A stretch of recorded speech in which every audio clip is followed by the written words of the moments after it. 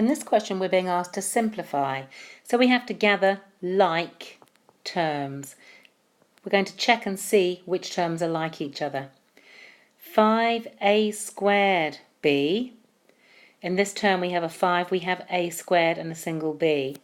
If we look at check with our second term, we have a minus 6ab squared. That is not like it.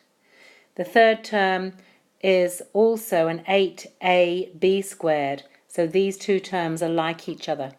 They are both the term ab squared. So they can be combined together.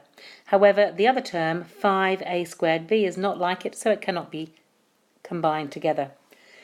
To simplify then, we have to write 5a squared b, and then we have a minus 6ab squared and a plus 8ab squared. Minus 6 plus 8 makes 2. So our other term is plus 2ab squared. Question 2 is also about simplifying. We need to decide exactly what is this top line. So we look as though we've got ourselves a 5 and an x squared, so times x, and a y.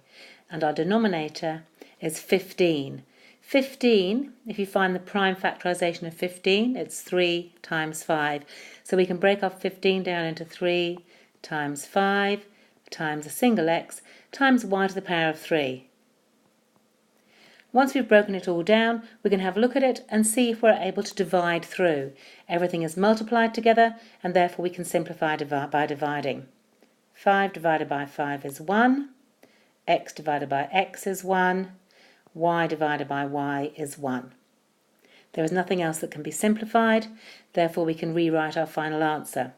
1 times x times 1 is on the numerator, so that just makes a single x, and 3 times y is on the denominator, and that can be simplified as 3y squared.